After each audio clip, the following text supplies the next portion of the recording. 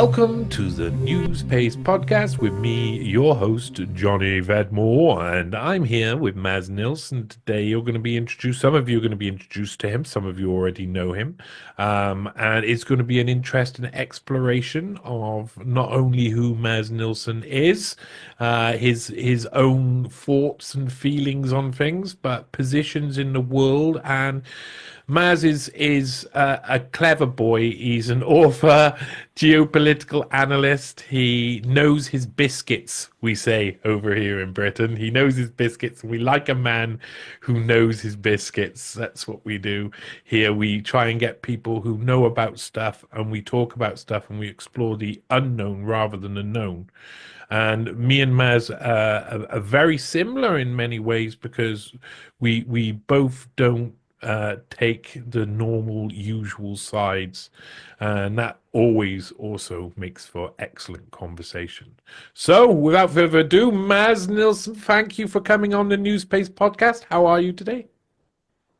Oh, thank you. Thank you, Johnny. Thanks for having me. Oh, I'm fine. I'm having a week of vacation here in Sweden. So I'm out in the position myself in the family homestead in the woods in the south of Sweden. So basically surrounded by tractors and farm animals and chickens and the rest of it. So Oh, let's just nice. see if the internet holds, but hopefully it will. So I'm in a good place all around. Yeah, I would think so. I would think all around you, you can see probably the same old trees that were there many years before, and things like that at places like that out in the middle of nowhere are fill me full of joy. But yeah, it's hard with the internet world when you're trying to communicate with the outside world. But still, is that what your life's been like then? Have you been more of a country bumpkin rather than a city dweller? No, no, quite the opposite. I've been a city dweller. This is just my roots. This is Mhm. basically, as you said, I know the trees that have grown up from saplings to huge birch trees while I spent my 50 years on this earth. So this is just, my place of my comfort zone. But I was actually torn from this quite early on. My parents were Swedish expats working for Swedish international companies. So they drew me out into the world when I was just around 5 years old. Mm. And I left Sweden at 5, traveling to Asia, Singapore, Indonesia, Taiwan, and then by way of Russia and Saudi Arabia before returning to Sweden in my late teenage years. Mm. So That's my formative years I spent in international schools. It was a mix between the American school system and the British school system. So yes, I have been smacked over my fingers. I have been placed in the corner, and I have been sent to the principal's office on numerous occasions. And I even have it in I think it was my fourth grade report card, where my very, very evil Australian teacher, Miss Reckett, we call her Ratchet. I think her name was Miss Reck. Anyway, she put in my report card that I was quick to anger, Ooh. which basically meant that I didn't always obey her, and I was a bit I gave her some mouth sometimes, which Mm. obviously wasn't appreciated. But anyway, I'm one of the few Swedes who have been rapped on the fingers by a teacher. So that was my early years, and basically that gave me an understanding of one fundamental thing that's been with me. There are idiots of every faith and religion and nationality and ethnic personality. And there are wonderful people of every religion, ethnic belonging, or nationality. When you go to an international school, and I mean, you mix, you rub shoulders with Muslims, Jews, American, British, Indian, Pakistani, South Africans, Brazilians. I mean, you never cared where anyone was from. You just, they were friends or they weren't friends. They were They good either had people the or they were marbles or they didn't have the morons. marbles to play with. That's Pretty much. I mean, and as for religion, basically everyone treated their religious figures like a superhero that we were playing with.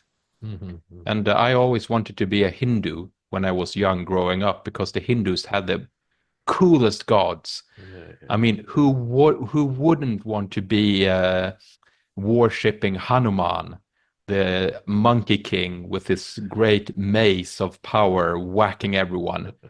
I We mean, need a what bit did of I that. have with me? Jesus. Oh, turn the other cheek. Here comes Hanuman. So Monkey basically, versus you Jesus. were I can see where this is going as well. This would make a very good you, Mortal Kombat twist, to be honest. Go on. exactly. No, so I grew up and I spent a few years in Indonesia. So every morning I had the mosque wake me up to go to school in the morning prayer, and it was. I mean, Indonesia is the biggest Muslim country in the world when it comes to people and size, but you never thought about religion back then. Religion wasn't really an issue. You didn't have these. I mean, of course, you had the fundamentalist issue in certain areas, but otherwise, it wasn't as complicated as things are now. But anyway, I returned to Sweden, and I spent a few years frolicking around. Spent some time in the service, compulsory service, and then spent some time doing basically nothing, traveling. I worked as an English teacher.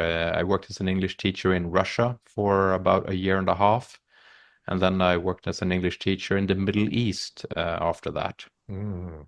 uh, before trying to make my parents happy, and I got my law degree a few years after that, and started working within the system. I spent a few years in Brussels, and I spent a few years within the Swedish government, and I learned the ropes, and I didn't really see things as clearly as I do now.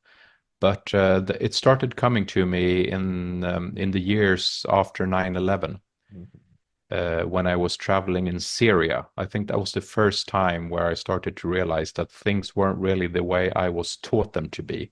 Because you have to remember, I grew up in an American school. I'm actually an American Boy Scout with a life scout rank. So everything American was given to me through boys' life and through my scout masters, who were all were oil rig workers working in Southeast Asia, and almost all of them were Vietnam veterans. Wow. So they, Wow. That'll they give were you a quite. twist in your politics, won't it? That'll really give you a twist. Yeah, it did, but they were just they didn't really care much for politics. Hmm. These scout masters, they were quite mellow, and I think later when I experienced uh, trials and tribulations and war myself in the Middle East, once you have seen and once you have experienced war, you never want to go there again. So they were very good scout masters, actually. Yeah. They taught us that very few things was worth dying for. So it's one of the lessons I had. But it was still an American context. Hmm. I was very much brought up in the way of the European Union, the Western way of living. We are the best, we are the greatest. And I remember traveling in Syria and out in the city of Palmyra, Hmm. which is one of those Ancient. fascinating ancient cities in the middle of the desert. It's also called Tadmor.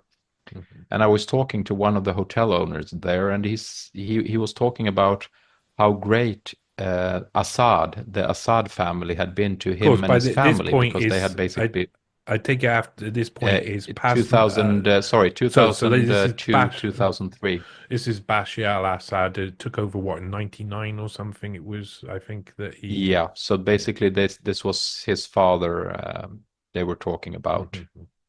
And also Bashar, of course, but basically what the father had done once he had come to power. And I was instinct. I mean, my instinct said, it's an evil dictator. Why would anyone want to praise him? But they started, talking about how the Baath Party had given them, the family, the possibility to go to school, the possibility to have running water, the possibility to, get an education for them, the children, and so on. And they started discussing or making the war in Iraq that was going on, and they started talking about it. And that hotel owner gave me the book, um, the wonderful book by Robert Fisk, uh, Pity the Nation. Mm. Pity the Nation was one of Robert Fisk's book where he looked into the sorrows of Lebanon and a historical expose on how every European and American power had basically destroyed the fabric of society in Lebanon. And as I was living in Beirut at the time, I found it immensely interesting. Mm-hmm. And I remember spending almost a whole night up on the roof reading Robert Fisk's book, Pity the Nation. And I would say everything pretty much went south from there.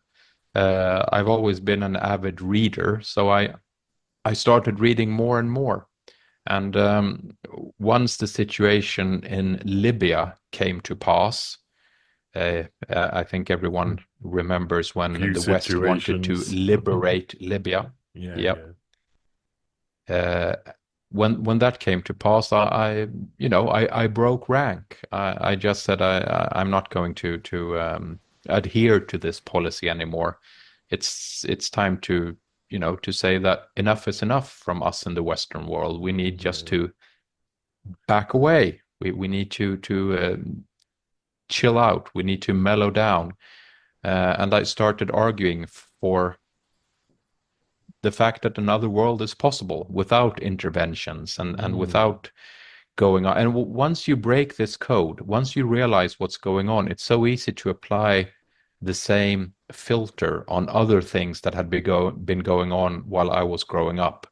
For example, the intervention and the war in Serbia, the situation in Kosovo, um, the later interventions going on in Syria that came to pass. And it becomes obvious that it's not a beautiful policy that has been that has been pushed by the Western powers. Mm-hmm. Mm-hmm. But the Western powers have been immensely good at portraying themselves as the bringer of all things beautiful. Mm-hmm. And the democracy is such a pretty slogan to move around with. Yeah, I But find it's very tainted, and I realize that. I find that's So that's since the power of the West is in its PR propaganda and bohemians is in the ability to push a gentle message into the mind of loads that they're on the right side of history, and there's a load of things because there's a load of things you said there. There's many things I actually want to ask questions about and get onto a track because start off like you're talking about when it got to Libya and people's minds started to change. I remember I was looking into one article. I was researching one article, and I came across the World Security Network by a guy called Hubert Hoffman or Herbert Hoffman, something along those lines. He was a German sort of policy institute with a lot of very powerful people in, and when they looked at Libya, they said we're going to use a different solution for Libya, a much better one, and it worked. Look, it's working as we're doing it. We're just going to bomb everything and not put boots on the ground. And we're going to take out and let the people who in the country restore order themselves and do it all themselves. And it's the best way to do it. And a few years later, it was all slave markets and people living in complete abject poverty, and it was still up on their website about how good this new system of no more boots on the ground. They had gone mad. It was almost like they had gone mad. They were trying to the West were trying to work out how to continue war without spending as much money and without having that negative sort of propaganda part where you've got troops on the ground. You know, that is one of the main things that pulls people apart. But going back much further, you were talking about Indonesia. What was your time like in Indonesia? What was because I always find Indonesia to be pretty much an anomaly over here because I mean, it's a really big country. I think how many people live in Indonesia? Is it something like 150 or 200 million? I guess it was 100. I think it was 100 million back when I was there. So it must be at least 150 plus these days. What was it like I'm over not there? sure. Well, what's it like? How do you think what influences the Indonesians? I mean, you would have seen it from a younger perspective and the like. But starting off there is how you know that's a really it's interesting as well because Sweden is and Scandinavian countries in general are really good exporting their labor but also losing their labor as well. You know, there's not Yeah. many opportunities in Scandinavian countries, so they tend like you know, there's lots of businesses who work abroad because of that, and they do a very good job of that as well. So, what was it like being in Indonesia? What do you see? You know, is it a place that's always been relatively peaceful, or what's the history? Because I don't know much about it. Well, it's as always. You had the propaganda there as well. I mean, Indonesia is it's a beautiful country, but it's one of these countries that's put together through force and violence as well. I mean, you have Irian Jaya, which is, I mean, you could argue that Irian Jaya is basically occupied by Indonesia. And then you have Borneo, and in the north of Mm. Borneo, you have Sarawak, where the British were fighting once in the 50s in the Malayan Wars. And then you have to remember that you had a military coup where you had President Sukarno. I'm doing this out of memory now, so excuse me if it gets kind of foggy, but you had the president after World War II. The Dutch tried to remain uh, you know, of interest, and the Dutch by force, quite brutal force actually, for the Dutch, who pride themselves of being a peaceful, loving people, but they really weren't. They were very brutal in Indonesia. The classical colonial trick of playing out different groups against each other and trying to remain a colonial power. However, the Dutch had to go, and President Sukarno came in. Now, President Sukarno was one of these fellows who saw himself as a third alternative, pretty Mm. much, you know, like Sweden wanted to be, at Oh, least that's in very theory, interesting. during the Cold War. Uh, and Indonesia said they wanted the third way, a neutral way. So Mm. they actually started an organization, which I forgot the name of right now. It will return to me. But they gathered a few countries, and they had a conference in Indonesia, uh, where they said we're going to be in the middle. We're not going to take a stance. We're going to be in the gray area. We're not going to go with the Soviet Union. We're not going to go with the Western American worldview. Maybe, you know, a social democracy light somehow. But of course, what happened? Who couldn't stand this? Good old CIA. Yeah, God, CIA was not the the CIA are the third way. CIA. That's it. They are Yes, the third way. the C, yes, CIA was not having this. This basically you had this coup, and where the so-called communists were brutally destroyed by the Suharto, Mhm. regime. Now, Suharto was one of these young, up-and-coming military men who the CIA gladly supplied with support and weapon and all the I rest of know. it. I mean, you know the deal. It's Mhm. the old CIA playbook, and by by pure brutal force and military might, Suharto placed himself in charge of Indonesia. And he was in charge when I was growing up there, and he was married to his wife was called Madame 10%.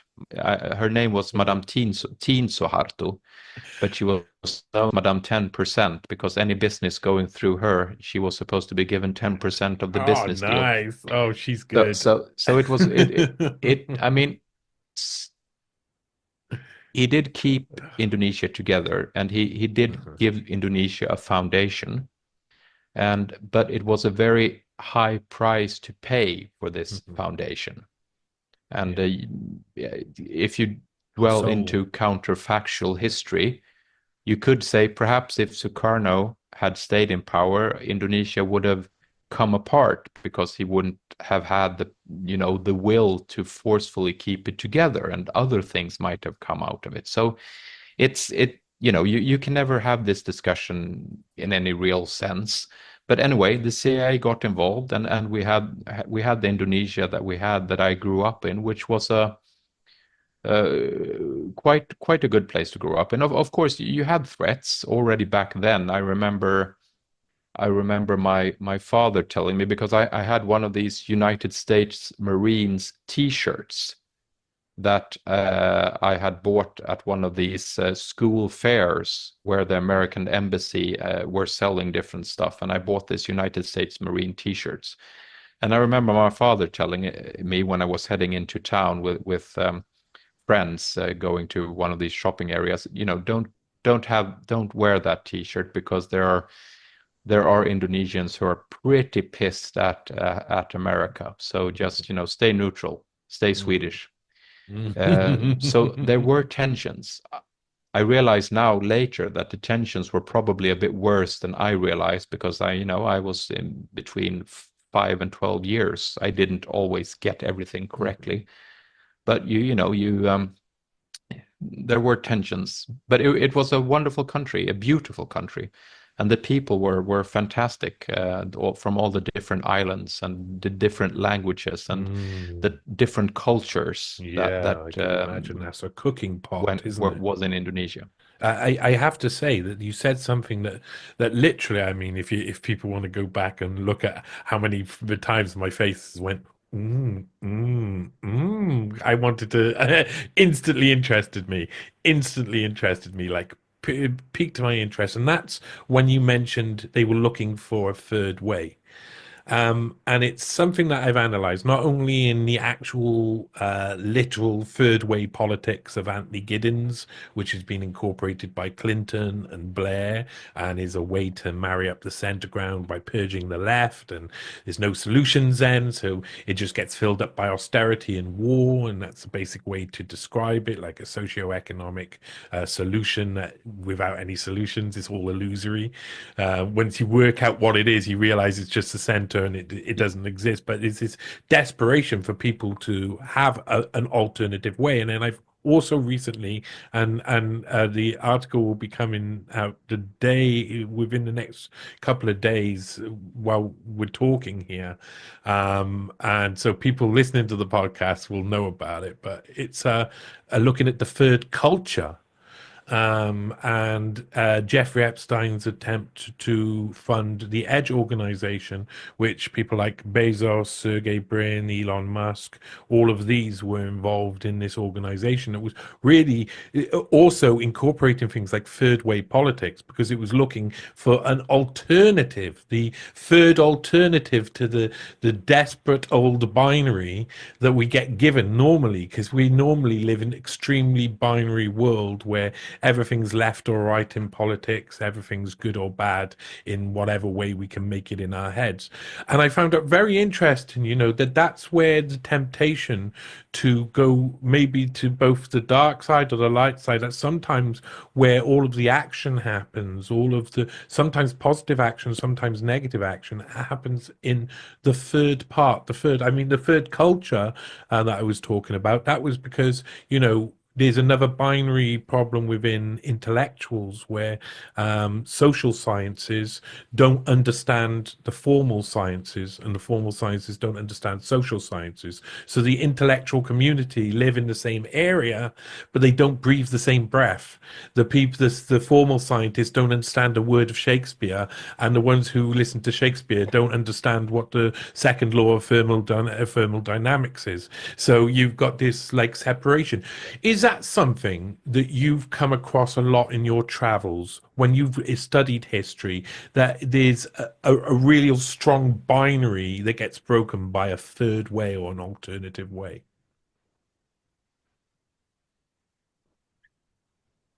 Well, yes and no. It's I mean, what Indonesia tried was that they started the non-aligned movement, which was one of these things that it was first the Bandung conference and then the non-aligned movement, and it was just one of these movements with neutral countries trying to make their way in a colonial or neo-colonial era.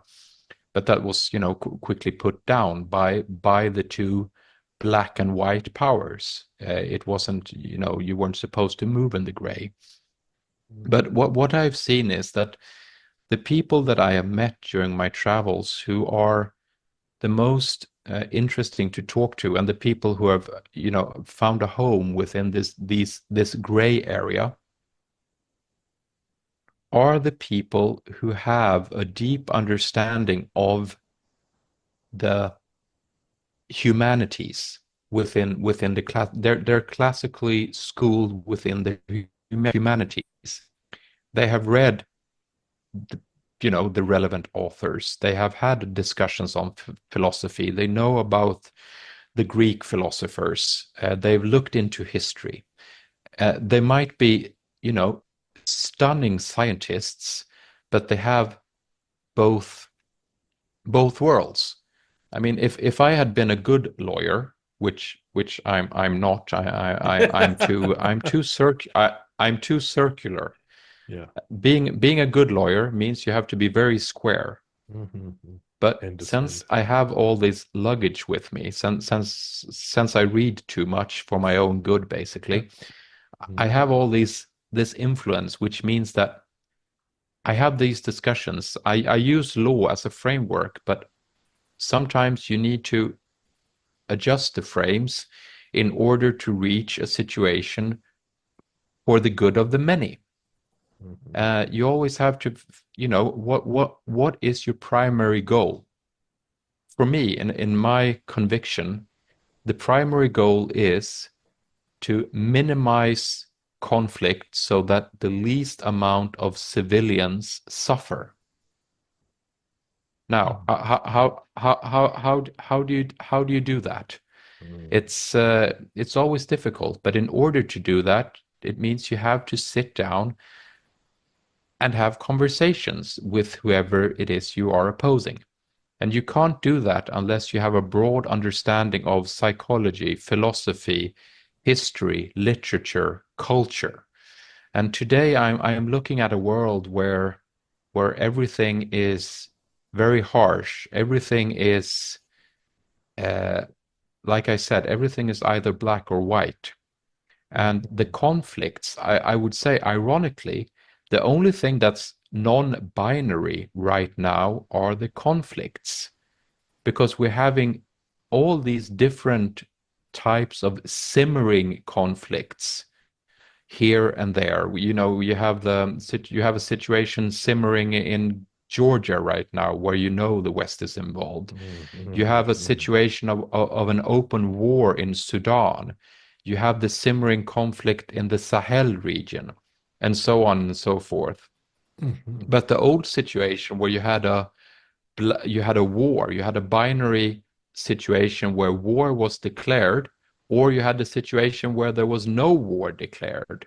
I would say those days are gone, and basically we're right now in a state of perpetual war Mhm. and perpetual tension, where the world is looking for a place and a new situation, and heading straight into I would say, a second Cold War. Mhm. And that's down to the fact that what I sense is you lack the educated diplomats. The educated diplomats have been replaced by the uneducated politicians who are basically by driven by their own agenda. I mean, they are the ones promoting themselves. Their name is the most important thing, and they want to make a name for themselves. They have no feeling about the greater good, or long-term effects of decisions made there and then. Mhm. I mean, Mhm. you can have, for example, von der Leyen, or you can have the ex-Finnish Prime Minister Sanna Marin, who are they both want to basically make a name for themselves, but they must be oblivious to the consequences of their decisions, and that's something that I well and truly miss from times gone by, where people could actually sit down and have a discussion Was about issues. was the end of the diplomats around the 90s, where that Cold War changed and the last good diplomats all got replaced by intelligence agencies in agents in embassies and all got rumbled each other, just like with in Russia and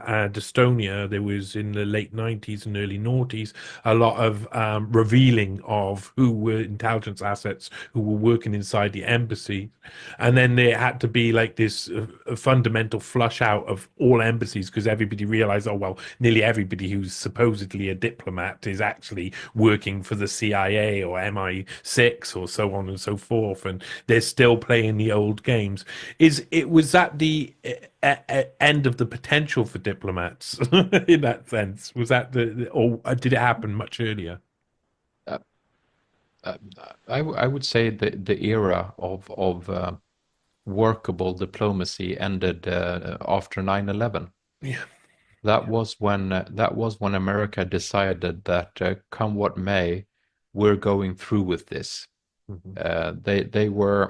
They were high on they were high and mighty and high on power.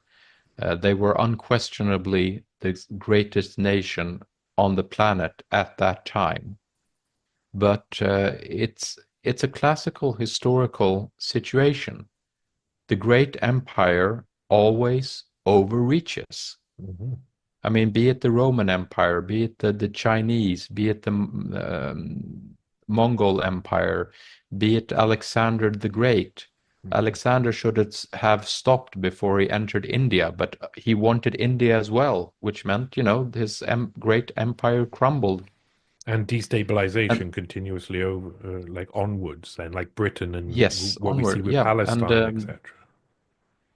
yes, and then you end up in these odd situations where matters of policy trumps whatever international law used to be, and you can make any argument to just fit your agenda. And I think the situation in Palestine right now is the case in point.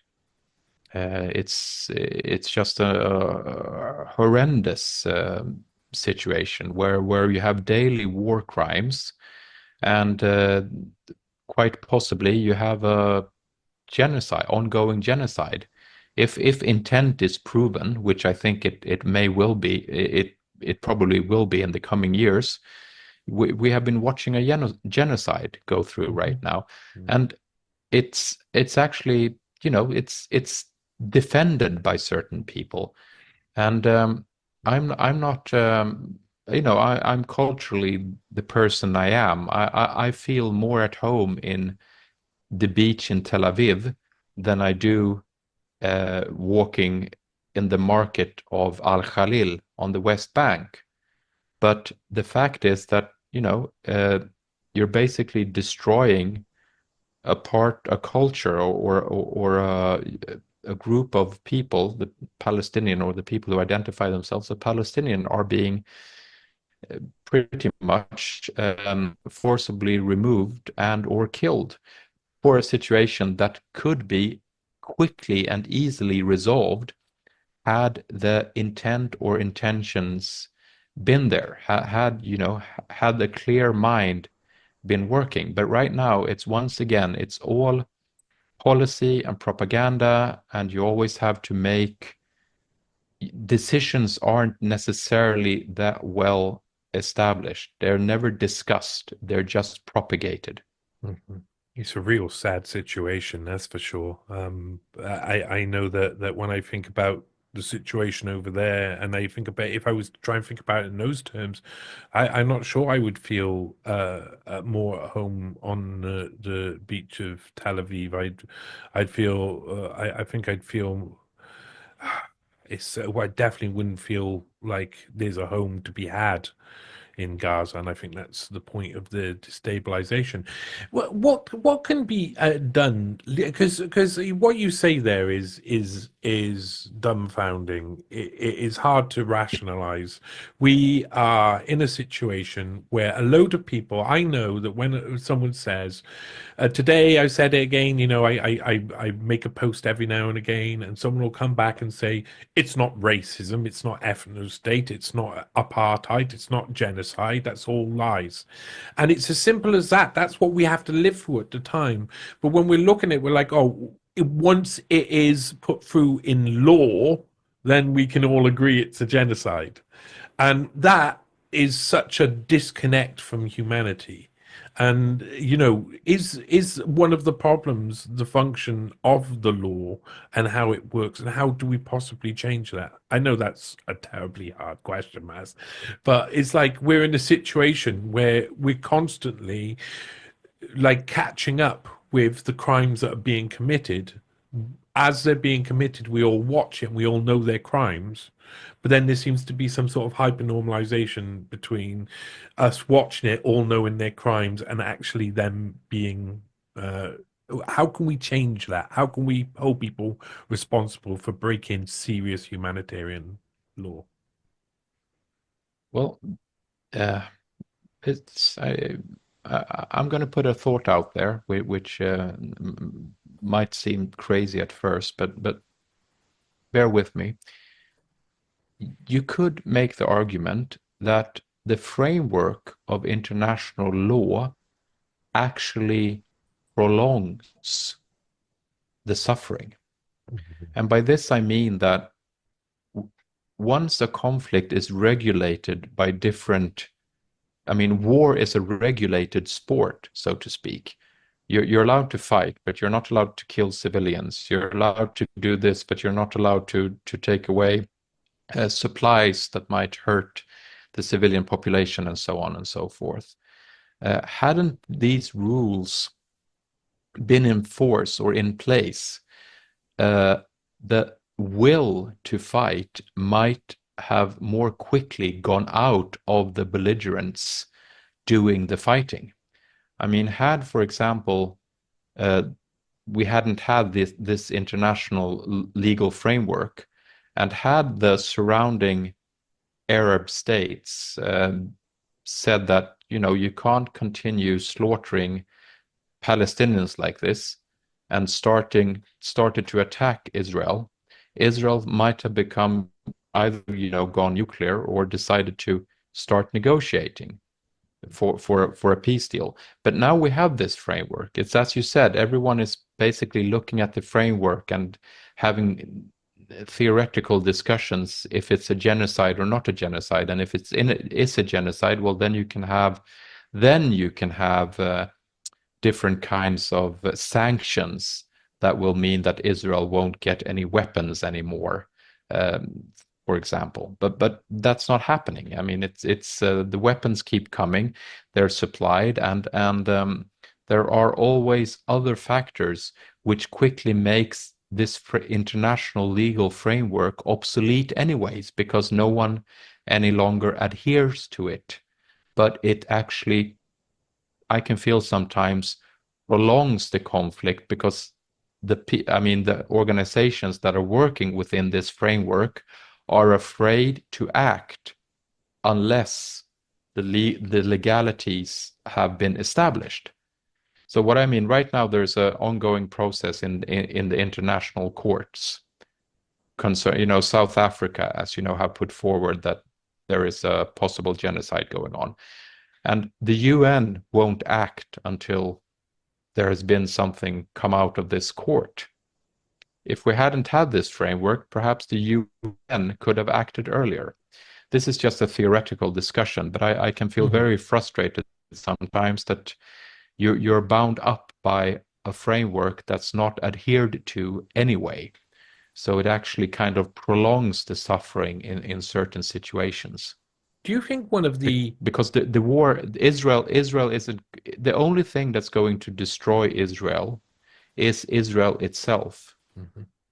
Yeah. If the Israelis within themselves start fighting, if there's a big enough group in Israel that are growing tired of Netanyahu, and the protests become too difficult to handle, and you might be reaching a civil war situation in Israel, then the war might end. Nothing else is going to do it unless America stops supporting Israel, which obviously is not going to happen. So it's one of these difficult situations to solve, because it's mixed with religion as well. And but of course, move away from religion, and uh, it's a question of land. Who has the power or the possibility to keep the land as theirs? And then who has the So it's legal one of ability the oldest. to Yeah, to uh, to exactly. to authorize any um, difference in opinion over who owns a land. And what my one question is the big plug, if we wanted to change this whole system, stop a lot of these wars happening, stop a lot of this violence, have a much quicker system, wouldn't the big plug to pull out the bath and let the bath water fall down, wouldn't that be the permanent members of the United Nations Security Council? Is our real issue that we've got five permanent members of the United Nations Security Council, and that's what stops anything being resolved? Yes. The United Nations is an organization built up for a previous era. And I think the international community is correcting itself right now. As we can see, you make a parallel to the previous non-aligned movement that I was talking about within the frameworks of the up-and-coming BRICS association. I mean, the BRICS is something new that's coming, and you might well end up with a new organization built out of the up and coming powers Mm. that or I think the United Nations as it is right now is a remnant. It's just a leftover from the Cold War. And given that the situation right now is pretty much new, but still old in the sense that Russia and China are still on one side, and the Western powers in the Security Council are still stable as they are, uh, it's just a non-entity. I mean, Guterres hasn't. If, for example, Dag Hammarskjöld or even Kofi Annan, for that matter, had they been in position today, they would have been on the flight every day. I mean, they would have been to Ankara, they would have been to Moscow, they would have been to Jerusalem, they would have been to Riyadh, they would have been to back to Washington, they would have been to London, they would have been to Switzerland, they would have been trying to negotiate. The current United Nations Secretary Guterres he hasn't been seen. Hmm. I mean, he hasn't been trying to mediate a peace between Russia and Ukraine. He definitely hasn't done anything to the situation in Sudan, which is just it's a horrible situation in Sudan that's sadly forgotten about. And Guterres most definitely haven't been trying to put pressure on anyone concerning the situation in Palestine. Hmm. And when he finally does go somewhere, like he did when he went to the BRICS meeting, he was immediately gunned down by both Washington and and Jerusalem, Israel, Hmm. for taking sides, as it were. But as a diplomat, you don't take sides. Yeah, you talk Uh, to all sides. that That's what it's meant to be. you talk to all sides, and while we're on the topic, I would say the one good thing.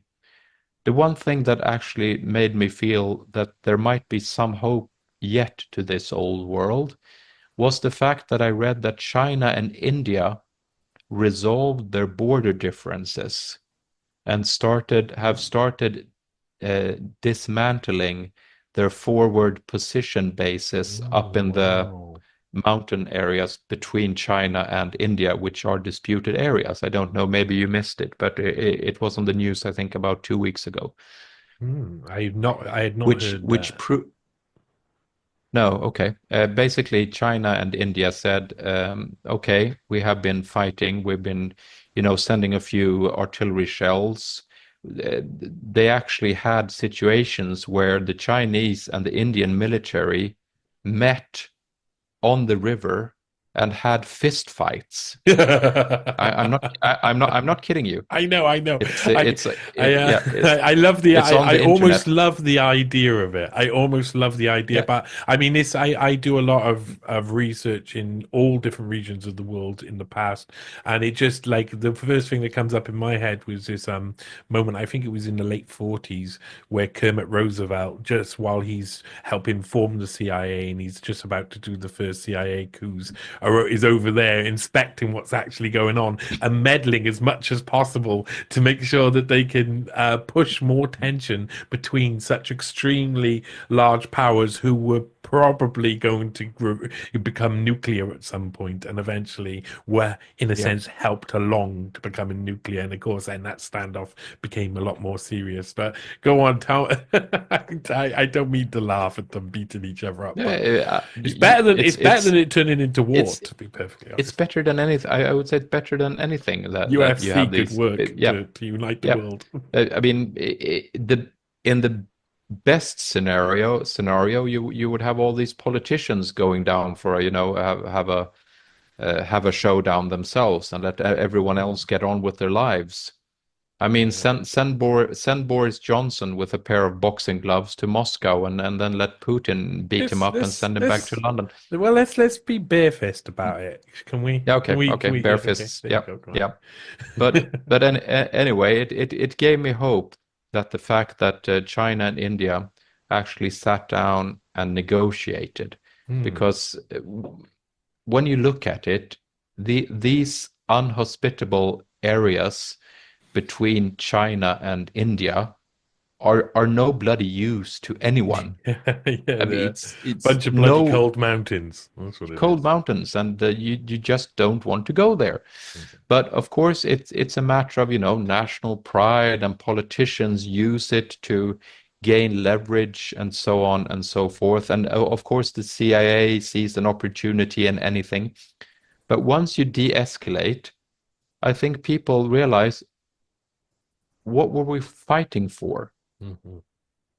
When you talk to people and you start discussing the situation of the First World War, I don't think any sane person or anyone today can tell you why the nations in 1914 needed to go to war. I can. I can. Can I tell you? Can I tell you? Yes, yes, yes, Because they were desperate to play with their guns. They had just yes. invented machine guns and artillery and bioweapons, and they were like, their eyes rolled back into their heads like this, and they went, "Oh, please, let me just kill some people." And that was World War One. Yeah, pretty much. They needed the business powers that be wanted Germany cut down to size, and they wanted to control Russia as well, Mhm. which they succeeded on both accounts for a while. But anyways, today everyone goes, oh, well, I have no idea why they were, and we're back to the same situation. But once you use this simplified language, once you go into the black and white, Putin bad man, Zelensky good man, uh, it's so easy to get the people agitated and willing to fight for something that really, really doesn't matter that much to Mhm. most countries. That there is nothing in the situation between Ukraine and Russia that is in any shape, way, or form threatening the territorial integrity of the United Kingdom. But if you listen to Stromer speak or any British politician speak, you might easily get the feeling that Russian troops have already basically occupied the Orkney Islands and are heading south through Scotland and are going to invade York in 3 days' time.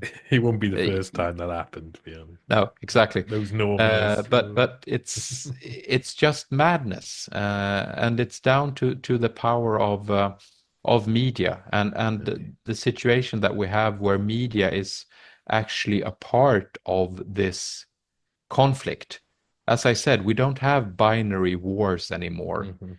We have these gray area wars Yeah. where you have different fractions, you have different situations, and where the media plays a part in escalating or de-escalating Mhm. any conflict Yeah. Yeah. they Yeah. they they see fit. And in some countries it's more obvious than in others.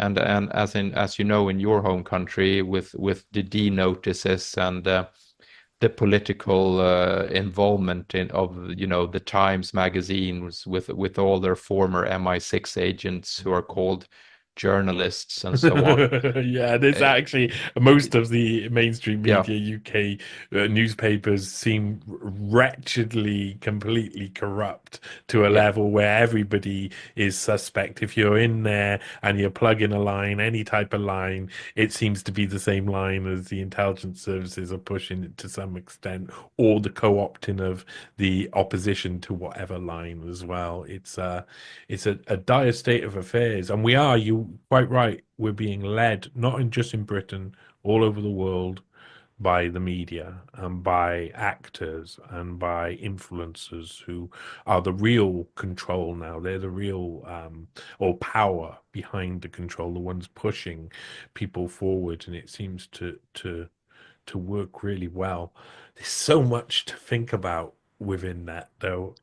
yeah. And there is another danger about this, and that is the fact that uh, the war is being automized. Hmm.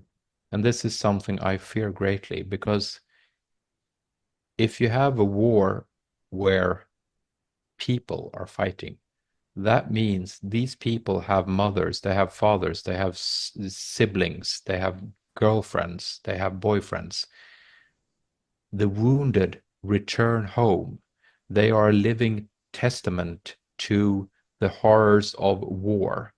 But right now, we're having a situation where the military industrial complex is quickly making my flesh and blood irrelevant to Mhm. fighting a war. Mhm. It's being fought by drones, swarms of drones. It's being fought by autonomous vehicles. It's It's being fought unbelievable. by rockets, and it's being fought by hypersonic missiles. Mhm. And once this happens, you are disconnected from the horrors of war. It's easier to be sitting somewhere steering a drone and flying the drone into the tank Mhm. because you don't have to deal with the aftermath. I mean, if you have to crawl up close to the tank and fire the anti-tank missile, and then smell the burning flesh of your so-called enemy sitting there screaming, that will make you an instant pacifist, or at least the seed of pacifism will be planted in you, and you won't really want to go back there. But once you have these automated wars, which are now becoming a reality, and very quickly, because I mean, there's nothing that drives innovation as quickly as a conflict situation. We could end up with wars being fought without humans in the front Very, very lines. soon, very soon. Very soon. And people are already been, I mean, some of the video is just, it's awe-inspiring in a very, very dark way, but it's Yes. awe-inspiring. You see someone who occupying a trench has been, the same situation that's been going on since the early 1900s, and then suddenly, boom, they evaporated. They hear a buzzing in the sky for a moment, and then that's it. They're gone. And what I try and express to people about AI, about drones, is that it's 100% accuracy. When you have a gun that can fire that's 100% accurate, you can no longer have humans on the battlefield because and this is what they've invented weapons where humans would fire another human over and over again. They'd be firing all the time and hardly ever hitting anybody. uh, these machines will fire once and kill once and go on to the next one, fire again once, kill once. It's just onwards, onwards, onwards. They don't just kill once. They have the potential just to, if these machines were programmed just to shoot a human right in the center of the forehead and they were let out on the world, there would be hardly anybody left in the world, and there would be mass corpses who have all been shot right in the forehead by a completely precise robot. We don't really understand what that means, do we? So what No. does that mean? Well, Have you it actually looked into that? yes, yes, I have very much so. And the problem is that our nature, I mean, since the time of Cain and Abel, human nature, it's a constant, it's a given. So even though you have these quick changes of technology and the social system and uh, the situation in geopolitics,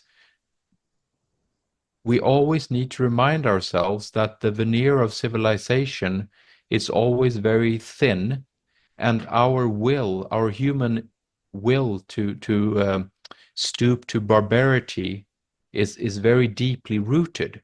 And now, if we get the engineering abilities to use that, shall we say, very dark side of human nature to create chaos by way of having an avatar doing our fighting, there's no telling how quickly we can destroy ourselves and forever uh, rid ourselves of any benefits of having a peaceful coexistence with our neighbors. All to So make it's ourselves safer. yeah, and the problem is we'll probably make ourselves obsolete, so to speak. I see that coming in loads of different directions at the Yeah, moment. exactly.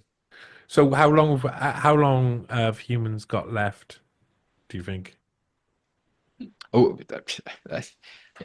I'm not that dark, and I'm not that Sorry, I did offer that a very that black that pill that there. negative. Uh, I mean, it's while humans have the possibility to destroy, we also have the possibility to build wondrous things. So I'm going to say that humanity will probably uh, stay as long as the world allows us. I mean, there could be earthquakes or a meteor shower or a pole shift or whatever else that Earth decides to throw at us.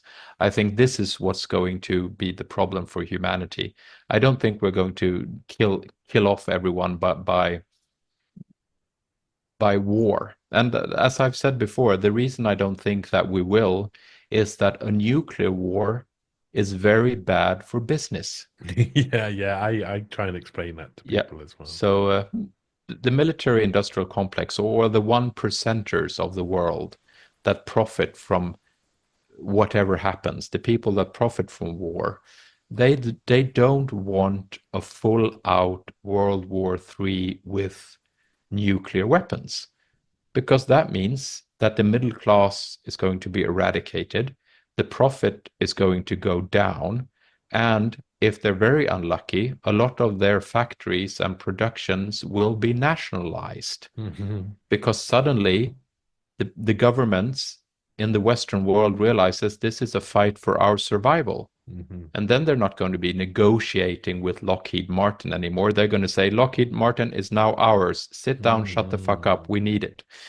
Uh, so what I'm saying, ironically, is that capitalism, greed, is probably what's keeping us from a full-out global war, because the powers that are controlling this always will try to rein in anyone who starts speaking about going nuclear, or speaking about putting British soldiers in the Kursk salient to fight the Russians and so on.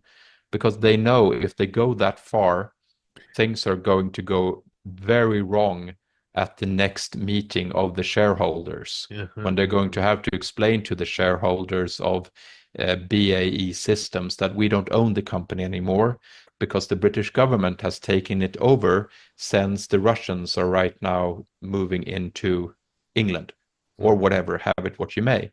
So I'm positive it's not going to be a war that destroys humanity. It's just going to be nature's way of ending us. Yeah. And, whenever that might happen. So that means we do have to live together quite peaceably until we get rocked by the meteor Exactly. shower And or the like. that would be preferable. And I think it's highly doable if just people could, Well, I definitely don't want to calm end up in the down. Caucasus with a British flag on my arm getting shot by a drone, that's for sure. It doesn't sound No, like no, exactly. a good idea. But unfortunately, people don't learn from history. So your own journey, if we go back again, because I'm pretty positive that there was a lot there. I mean, you've spent a bit of time in Syria and in Lebanon. Those are places in the world now which are feeling like some of the darkest places in the world. Lebanon, of course, Yeah. is currently seeing the same treatment as the Gazans got, block by block. I mean, I watched a news program the other day where it must have been about a mile and a half of houses and buildings were blown up by the Israelis. Just one go. They gone up there. There's obviously no. They call it terrorist infrastructure. It's just houses. They planted explosives all the way across, and then they detonated from a distance. So it's like premeditated destructions of entire roads. I mean, that's such a large amount. Syria has gone through moments where it's just been bombed to, you could say, to hell and back, because that would be most appropriate. Do you see a wider war? And what was your experiences in these places? What did you find out when you were there from living there? Well, the one thing I found out when I was working in primarily Palestine, the one thing I found out is that these people are so unfathomably alike one another. As a culturally Christian person, I could move freely over these borders between Palestine and Israel, and I had friends in both Israel and Palestine. And I remember, having dinner in one family home. You had the father, you had the Israeli father, you had one of these Orthodox Israelis. I spent the Shabbat with his family a few times, and uh, he he had the exact same problems with his family as his Muslim Palestinian counterpart uh, across Route 60 on the other side of Route 60 and on the other side of this wall. You know, he was worried about his daughters who didn't listen to him. He was worried about the son who was a slacker and just wanted to, Mhm. play video games and enjoy himself. He was worried about his health because he felt he was starting to get, old and fat and so on. And it was the exact same situation in the house of my Palestinian friends. The father was talking about, his daughters were going wild. One had moved to Italy and was studying in Italy, and God knows what happening to her. And one of his sons was just wanting to play basketball, and so on. I mean, there's so much human um, humanity, basic humanity that's there. But once you apply all the external pressure, once you apply the history, once you apply the situation that is given, that means that these families, they can never meet, they can never associate because they see the other as a great enemy. And that was basically what I felt, that it's so sad that you have created this animosity, because it's a created animosity.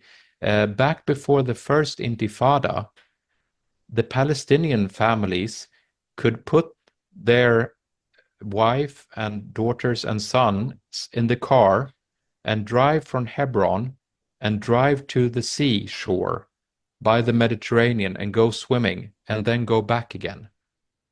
But due to the fact that war and conflict was constantly escalating since the first Intifada, this is no longer possible. So I mean, the Palestinians and the Israelis, they don't even meet anymore. They never interact. They never see each other, meaning that the conflict can go on forever because it's just the Palestinians and the Israelis are just imagined enemies Yeah, yeah, yeah. that never meet. Yeah, So that is that's a insane. problem. Once you don't have the meeting spaces, it's just going to be destroyed. So it's all about diplomacy. It seems to keep coming back to diplomacy. So at one point you said that you went and you went back. I suppose as a journey in life, you get to an age where you're like, okay, I'm Swedish, am I? I better go and find out what that's about. Yeah. So what was those formative years like? What were your years? What when you were younger, how did you view the world, being someone who had been brought up around all of these different countries? What did you do with this experience? I, I, I don't really know what I did with it actually. It was just uh, of course you feel growing up as a uh, somewhat reluctant nomad sometimes. You just see the world as one. I mean, I've never seen Sweden as greater than any other nation. I've seen that Sweden is a good society, but and I mean I love Sweden. I love living here. It's as we say in Sweden, it's lagom. It's not too hot. It's not too cold. It's the portions aren't too big. The portions aren't too small. It's just about right, or as we say in Sweden, lagom. So I mean, I enjoyed the place of my birth, and the fact that my ancestors have been stuck in this cold, dark place of the world since the time immemorial, basically, if you do your research. So I feel home here. I mean, the trees and the stones and the water and the lakes outside the window right now, even though it's dark and you can't see it, I still know it's there, and Mhm. it's always been there for me and my ancestors who have been working away. But I also got this sense of belonging to a bigger community. And it's just, I know that everyone can get along, but the problem is that sometimes people are blind to the consequence of action. And I can make one very clear example right now. There are a lot of people, often I would say people on the right side of the political scale, who are, shall I say, have a fundamental skepticism towards immigrants and refugees. I mean, I think you know the type. They are quite abundant in within the EU countries. However, these people are often the same people who happily support both America and Israel and the UK bombings of the Middle East, be it Syria, be it Palestine, or be it Libya. Now, what happens if you bomb someone's home country back to the Stone Age? The people living there, quite naturally, or Sudan for that matter, these people quite naturally want to leave. Yeah. And they want to come to Europe, which is the closest place to come. They don't come that much to any other country, but to Europe.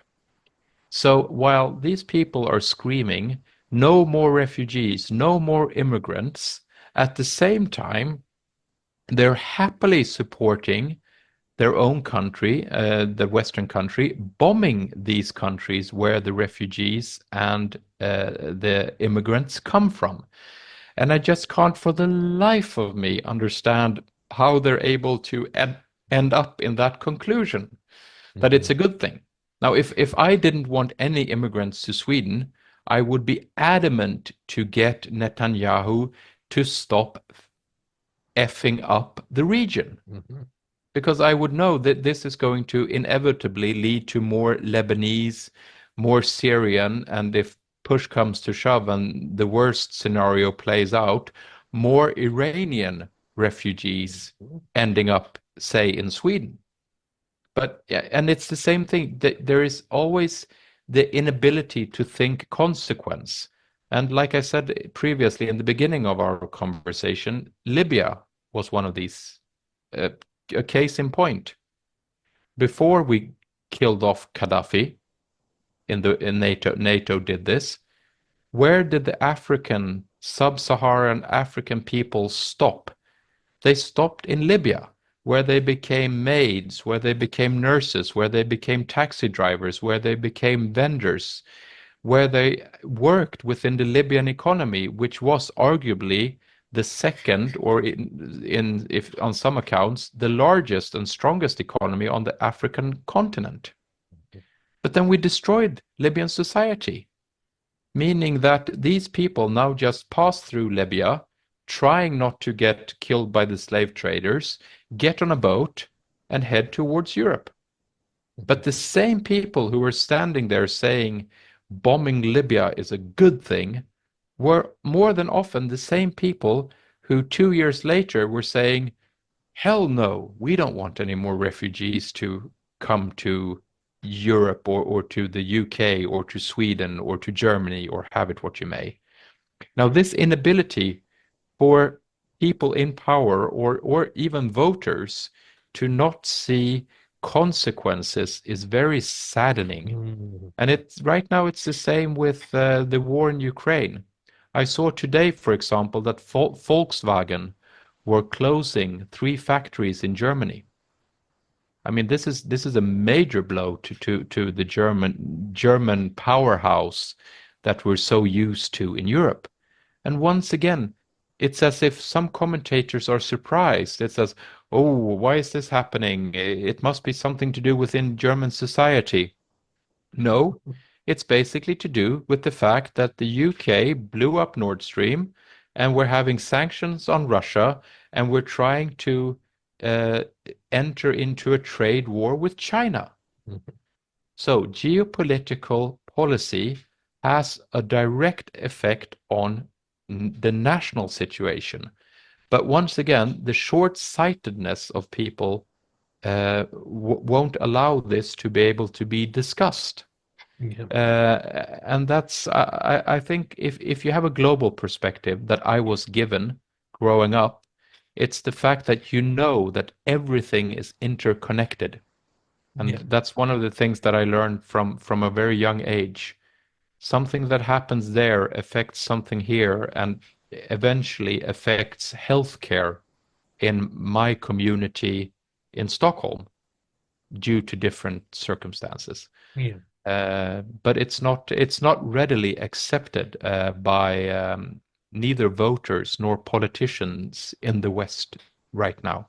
Yeah, it's absurd. And I mean, you talked about Sudan as well, and that's a place that has had load of turmoil over at least the past 20, 30 years, Yep. if not historically for longer. I know it got split into North and South, and one was a little bit more rich than the other. And like, where is it progressed then? How? Because that's something that's news we don't get delivered. Oh, oh my God. I mean, is there even a everything has been focused on the Middle East and Ukraine. I've been keeping an eye on Sudan.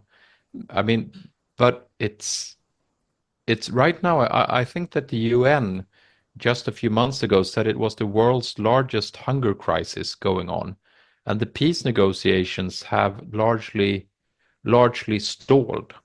So what you have is it's a civil war. There's a power struggle between once again, I'm going to have to dig into my memory. Yes, it's a power struggle between the Sudanese armed forces, who is led by one general, and then you have a paramilitary group that's called RS Rapid Support Forces, which is led by a fellow named Dagalu.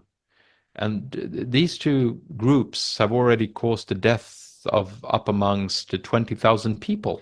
And Wow. that's probably a conservative estimate. There might be even up to 100,000 killed because you don't really know.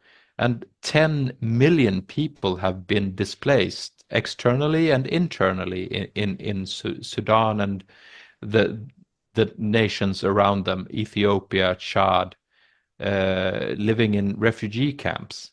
I And mean, those as you guys will probably be driven towards Egypt and then driven towards places like Libya and etc. and on. And this will all push the rest of the society surrounded it into a collapse as well. yeah. It is the fact that the rich world, the first world, isn't really looking at what's going on in places like Sudan. Is that on purpose? Is that like a strategy to destabilize, leave whatever is destabilized, continue being destabilizing to drive people towards moving? Well, it it's a complex situation because both the SAF and the RSF are, of course, funded by foreign support. I mean, both Chad and the United Arab Emirates are providing funding for the RSF, this battle-hardened group, and they're directly involved in the conflict. I mean, of course, they're denying it. And also, you've had Wagner Group forces from Russia backing the RSF. And then you have had Ukrainian forces seen together with the SAF troops, which has also been in the situation in Mali. But I would say you have a situation where you have a state collapse. This has been going on the sidelines. No one has cared. You're going to have a Sudan that very shortly, if not already, has become a new Libya. And I could quite easily argue that Sudan is going to go south quicker than Libya did and escalate it by 5 or 10 times the dire needs that we see in Libya. and apply that to Sudan, because you're going to have both war and famine. There is an extreme lack of food, and starvation is right now an issue. And this is, of course, not discussed at all by the international community. The international community, and especially the Western world, are more focused on securing the port of Sudan and seeing to the fact that the Sahel region and its resources isn't given over to China or one of these other countries that we so inexplicably fear right now within the EU and the United States. So is this just an extension of Cold War animosity, really? This is all just seems to be playing out that it's a side supported by the West versus East battling for territory in Africa and the Middle East, and that's been going on since a hyper level since the 40s and 50s. Yes, and it's as always, follow the money. There are resources to be had. It's it's just the same as the situation that got Dag Hammarskjöld killed back in the 50s when during the Congo War. Where you had the situation of the diamonds and all this in the Katanga province, and certain powers that be wanted that for themselves. It's the same situation in Sudan. The warring fractions of this Mm. forgotten war are funded by foreign interests, Mm. and they're fighting a war, creating new instability. And once again, this will send a huge exodus of refugees to Europe. So it's just one of these things that sadden me in a way, more than other things, just due to the fact that we don't even seem to care about the Sudanese. If Sudan had gotten just 5% of the attention and the aid that we have been given to Ukraine, or for that matter, Palestine, things would have perhaps looked better. But there is no discussion about sending peace enforcing contingents to Sudan. It's just quiet.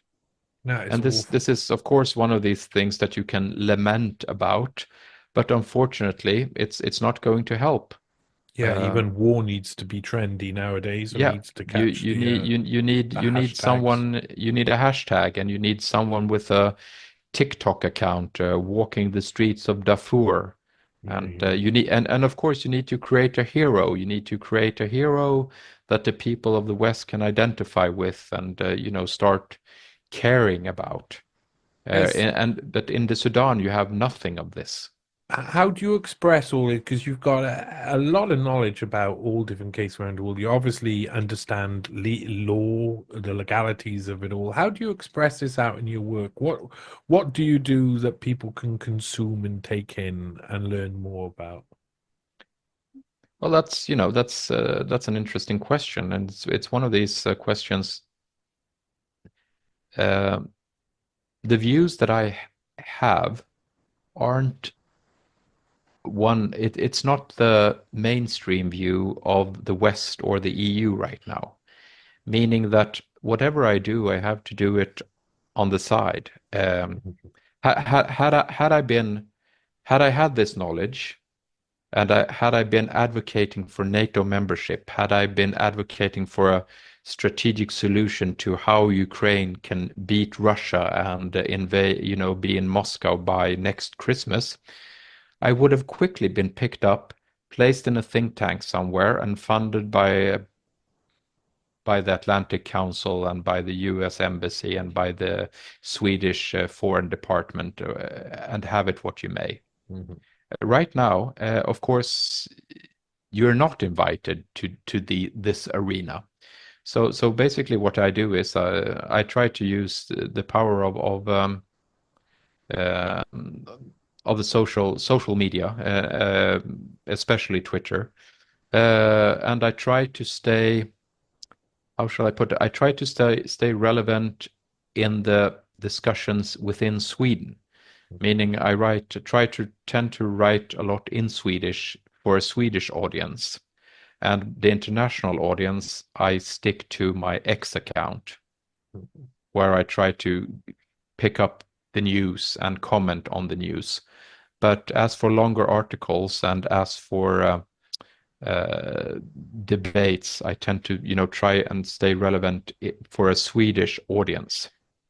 What is the Swedish audience like nowadays? Because we can see politically, Sweden is getting closer to the West, is becoming less independent in that sense, and starting to look like it's breaking its promises to itself of the past, or maybe to its culture. What is it like within Swedish community? How are people reacting to what's going on in the world, and where do they see themselves as going soon? Oh, we Swedes, we're very, very much in need of being the best in the class. So let me explain. When we entered the EU,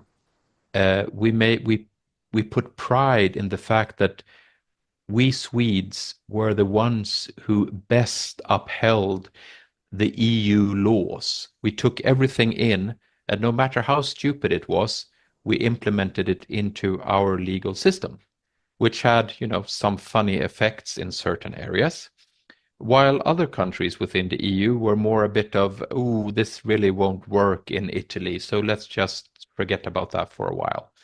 And now it's the same once we have entered NATO. Swedes want to be the best NATO member that ever entered the alliance. So we want to pride ourselves in being the giver of all things good. We're building new roads in the north. We're building new railways. We're strengthening our defense. The Wallenbergs and the Saab military group are very happy because their order books are quite full these days, with new weapon systems being ordered by the Swedish government and paid for by my taxpayers' money. This is due to the fact that we Swedes, we want to do good. We want to be patted on the head and said, "Oh, look at Sweden, you're really the top of the class." So right now we're in this situation where everyone in Sweden are fighting and vying to be the number one NATO supporter. Even the leftists, the old Communist Party, are staunch supporters of Ukraine fighting on with military support. They don't even question that. They do question NATO membership, but at their latest party conference, they said that we are right now not going to actively pursue Sweden retiring from NATO, which basically means they also have accepted the situation. So every party in parliament, from the far right Sweden Democrats to the old communists, are in support of Sweden, more or less, being a member of NATO.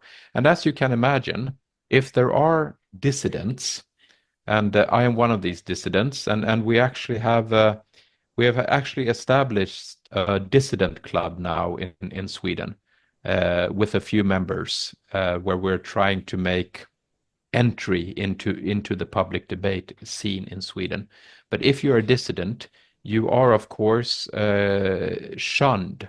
Fake news, And misinformation, disinformation, all misinformation, that. disinformation, and the few academics who actually stand up and take the discussion on TV, they're quickly quieted down if they are, if they have tenure and are allowed to keep their jobs, they're quickly moved to the side and quieted down. And for example, we had Professor Gibbs over, and we had Professor Deason come and visit us here in Sweden. And when we were trying to rent a venue for these people, it wasn't easy. We were quite more than often told that, "Ooh, we don't really, that Professor Deason, he's really quite pro-Russian. We can't have them in our theater because we're dependent on money from the local council. And if we, no, no, no, he's pro-Russian, Mm. go away, which means there are, yes, we have freedom of speech in Sweden, but as you know, there are ways of stifling the debate quite effectively by means of pressuring what you need to be a functional organization promoting your agenda. So it's not as if, I mean, in the UK they have, I've read they have arrested a few journalists, or at least held a few journalists on suspicion of terrorism. Uh, that hasn't happened in Sweden yet. But in Yeah. Sweden, we have the situation where if you break the consensus, you're quickly moved to the side and ostracized. Yeah. Now, for me, there is nothing, I can't be ostracized. I'm financially very stable, and I can basically say what I want because the only thing I have to lose are old friends, Mhm. and I can live with that. But otherwise, most people who have a job and are working in Sweden who might be able to have this discussion, they grow quiet out of fear of being of losing their job Outcast. or being Yeah. ostracized socially within their sphere, Mm. be it the people within the cultural or academic areas. And the political areas is it, you know, it's just there is no one basically. So Yeah. what I'm trying to do is just proving, because I know there are people like myself out there. I mean, there are people who think like me, and we are a few who have found each other and, you know, created Logical it. minded people. Logical-minded people. We've created this dissident group. So basically, what I'm just trying to be is, uh, I don't want to sound pompous in any way, but at least people can say, well, you know, that fellow, I've been listening to him on that and that show. I've been reading what that fellow Masse has been writing. Oh, it actually makes some sense. At least there is one person saying this. Mhm. So, you know, you allow for people to see that their ideas that they're keeping to themselves can be spoken out loud. Yeah. I And that's basically what I'm doing. it's a very strange like world we live in with all of this social media and the way people interact. I find that I go and talk with lots of Americans, lots of different podcasts and shows, and it's a little ecosystem of people who know what's actually going on. And then you go out to a national level, and people basically know what's going on, but they're not told certain things.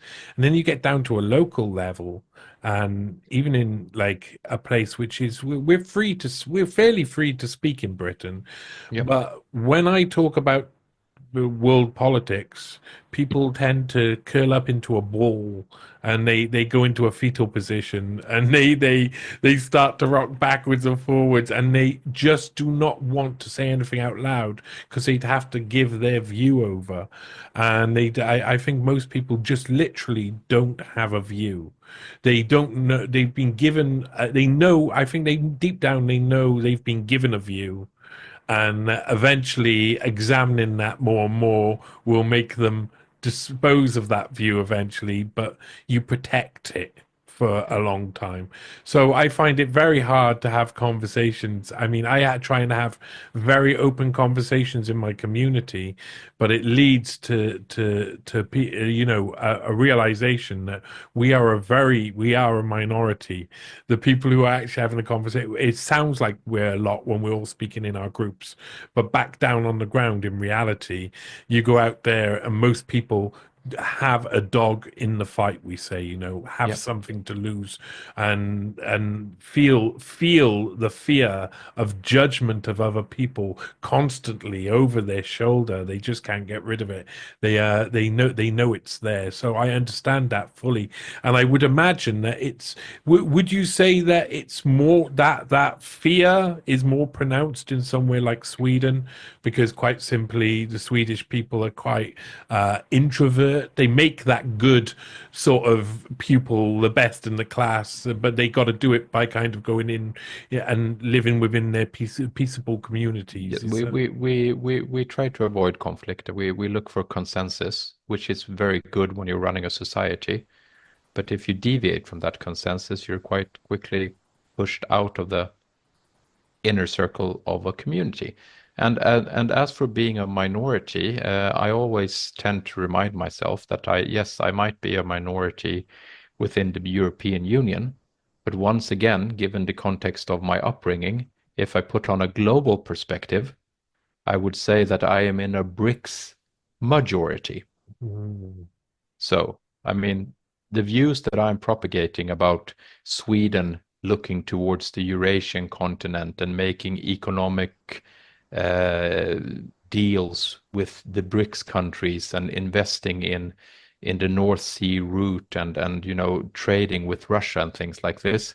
Yes, it's a fringe view in Sweden, but globally, the majority of the global population believe that BRICS is right now a good, viable economic partner. But so I mean, you have to put yourself into context. What I mean, Sweden, 10 million people. Basically, Sweden is a has the population of a suburb to Beijing. Yeah, yeah. Well, what's Sweden in the global thing? I mean, in the global sphere, we're not that much. So in the global perspective, you and I are in a very, very large majority in our views. Mhm. It's just that in the West, we tend to be within our echo chamber talking to each other.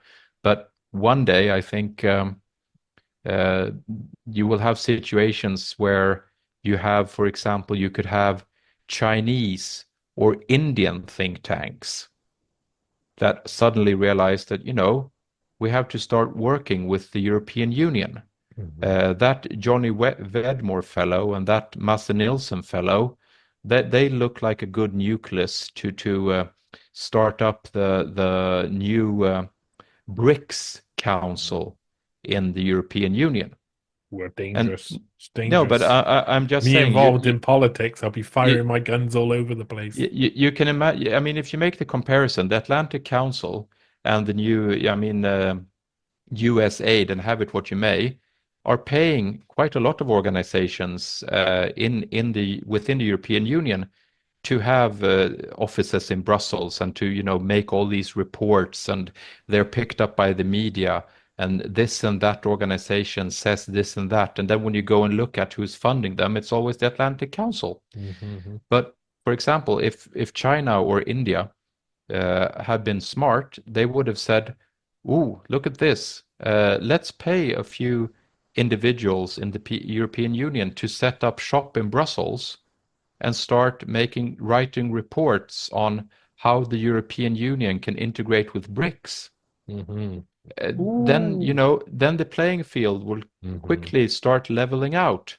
But right now, people like us, we really don't have the resources and the backing to do this, which is, of Where, course, where do you see it all leading then? I mean, just like, I mean, when you're talking there, it really sounds like unavoidable globalism. It feels like unavoidable globalism. Is that what no, you uh, think's coming? that might be that isn't really what I'm trying to convey, because I see BRICS as it's just the same thing. It's BRICS is part of globalism. Mhm. I mean, it's not really going to solve any issues. It's not going to solve any core issues. It is, however, going to help make the Washington Western Empire mellow out due Mhm. to the fact that it can't compete anymore. So But it's a tool for realignment it's a of the tool of status quo. realignment. Perfect. Thank you. That's just what I wanted to say. But I'm not I'm not a great fan of these nations. I mean, I'm not a great fan of either China, India, or Russia. I mean, they're nations. They're part of a geopolitical structure. And right now, that geopolitical structure needs realignment, as you say. And the way I see the geographic position of Sweden, with America being across the water, is that in order for Sweden, an export-dependent nation, to survive, we need to orient ourselves towards the east. Mhm. With railway connections and pipelines from the Caspian Sea and so on and so forth. But due to the fact that we are right now in a situation where we're working for the Washington profits, it's not happening. So I'm not doing this out of love for the BRICS countries or out of support for Russia. I'm doing this out of a deep felt sentiment for Sweden, the Mhm. place of my birth. Yeah, yeah, I yeah. want my country, Sweden, to remain economically strong. And I want my children to have a society that's safe and that's prosperous. Yeah, And this is right completely now, I just see that to make Sweden prosperous and strong in the long term, it's better for Mhm. Sweden to cooperate with the Eurasian continent. Okay. So my question is going to be let's put a thought experiment out there. This is something I've been thinking about recently, Mm, and when we just had that conversation there, it's just left my brain go and firing. If we are able to come up with a technology that allows us to be in Tokyo in half an hour, that's as decent as a train, that's a take you to the next city along in any place in the Western world, for instance. What would that do to society?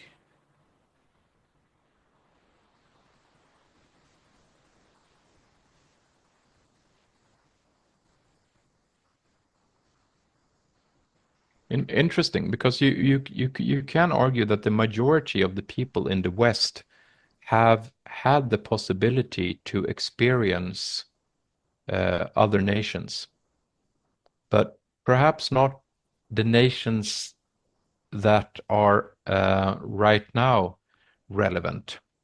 But I think I'm a staunch supporter of travels. I'm a staunch supporter of meetings. I'm a staunch supporter of seeing nations other than yourselves and interacting with cultures other than yours. So if you had that possibility, I would be very happy for the future of mankind, not in the least because, for example, when my children are going on school trips, they go to, perhaps they take a trip to one of the Nordic countries, or they go to London or Berlin or Paris or one of these places. Now, if you had a situation where you could be in Tokyo in half an hour, or if you could be in Beijing in 45 minutes, then it would be just as easy to have my children go on a class trip to Beijing for the weekend, thus being able to be exposed to the Chinese culture and meet the Chinese, who are a magnificent people in their own right. So it's fantastic. And this said, I still see the need for the nation state as an entity. I mean, I'm a cosmopolitan of the old school, and by that I mean that I'm happy to interact with other cultures. I'm curious on other cultures. I the good things in other cultures I'm happy to bring to Sweden and use in my daily life here, but I'm not necessarily interested in uh, adapting a new Swedish culture. Uh, I mean, every culture evolves, but I'm not one of those who says that Swedish culture is something inherently bad. Swedish culture is something that needs to be replaced. That's definitely not me. I'm just saying every culture in their own place. at their own time. And I think you will also minimize the risk of conflict if people have one place on this earth where they can actually feel that they have a home on a national level. I, of course, feel I'm very much at home here in the, like I said, in the boondocks of southern Sweden. But also, even though I've traveled the world extensively, I feel at home within the Swedish context. And there is you need to balance this. And once again, we're moving in the gray areas. So the globalists who want a situation where there are no borders are going to destroy their vision by driving this theory of no borders, because people will revolt. People need a feeling of home, Mhm. be it in Ethiopia, be it in Yemen, be it in Pakistan, or be it in Indonesia, or be it in Sweden. You need that sense of belonging, I think. Yeah, So it's I'm not a globalist. I'm a cosmopolitan of the old school. So I would say if we could take ourselves to Tokyo in 30 minutes, I'm all for it. That I was think. a long answer to a short question. No, no, no, no, no. It's a very long question. To be perfectly honest, I thought about this a couple of times recently because I believe that at some point there's likely to be a shift within technology that is so significant because it'll be AI and robotics, cybernetics working at high speed without human interaction at all. We were talking late stage artificial narrow intelligence to early stage artificial general intelligence, and you would whether that it actually happens, whether the next stages of these happen or not. Late stage artificial narrow intelligence will make potentially workers out of robots who will be able to work forever and will be able to service themselves and will be able to build infrastructure like right now our generation can't imagine. But then, what would happen social, politically, social, economically, every part of society would undergo a radical change if we had that ability. Because I really don't I really don't believe that if given the opportunity to be in a very hot place in half an hour, that most people in winter would finish work in Britain or Sweden in a couple of generations down the line and not hop on a train and end up in next to a sunny beach where they own a little property down here and then etc etc. And then I mean it's for us it would be I think maybe like even the thought experiment would have to be adapted out to say that what would it be like for you, but then what would it be like for your children? And what would it be like for your children's children? Because that evolution of our culture can changes with technology, and technology is moving exponentially. And of course, we're heading into a brave new world, you could say. And it's really that's why we're coming to the end. It's amazing. What are you planning to do in the future? Because I mean, you've obviously got a good understanding. Let's to have a conversation like we're having. Yeah, is really useful. Yes. It's Well, useful for a lot of other people because there's going to be a lot of other people who are only just catching on to the fact that the world is the way it is. People are the way they are. The problems are what they are, and changes will come, and we will evolve within society, technology, and everything like this. You're able to use your logical mind to conceive of every part of it. What are you going to do in the future, and what do you see? Where do you see yourself being in the future? well, I guess that depends on the evolution of technology. I mean, just imagine the day that quantum computing meets artificial intelligence. Then exactly. Ooh, what am Shut I going to up. do then? No, I'm quite content with the position I'm in right now. It's I'm probably going to try even harder to gain a good platform to continue bringing on the message about the need for a realignment of the international community in order to minimize civilian casualties in this perpetual low intensity wars that right now the West is driving. Trying to see, trying to convince people that there's actually profits to be made from peace. I know it's a difficult concept for a lot of people out there to grasp, but there is profits to be made from peace, and that's I think that's what I will stick to doing. And other than that, it's as Pangloss said in Candide, I will tend to my garden. I have reached the age of 50-ish, and You're looking good for 50-ish. well, You're doing all right. I still have a bunch of hair left, so that's my one unique selling point, I would say. But I think that I'm the things that drive me previously was, trot around the world, meet people, see things. I've done that. Now I think it's just educate. The new role, it's just to be the educator.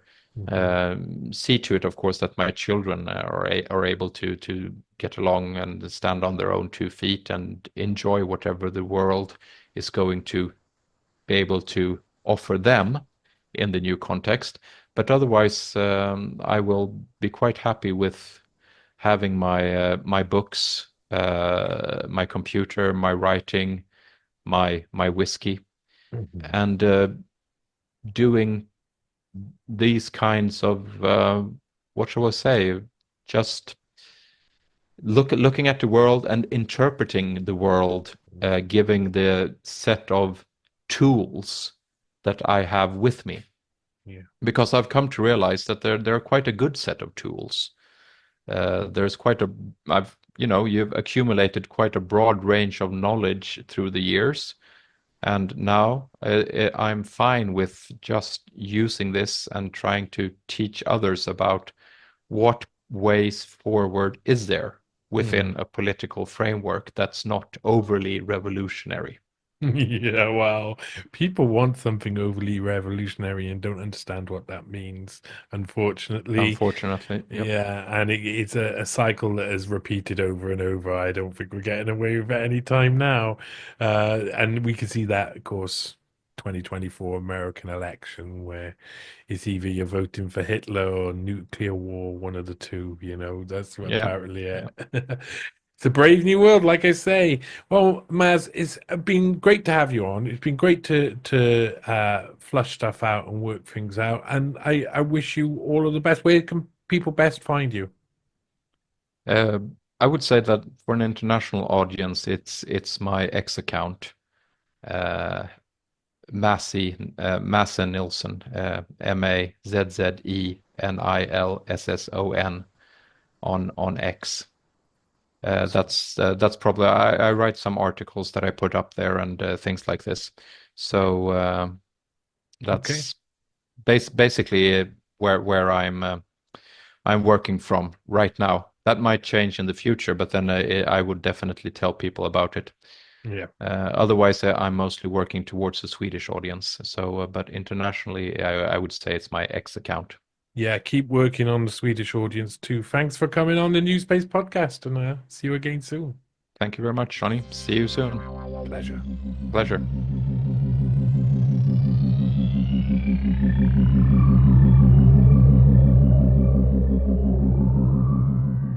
What we know is that we will end up with many more unemployed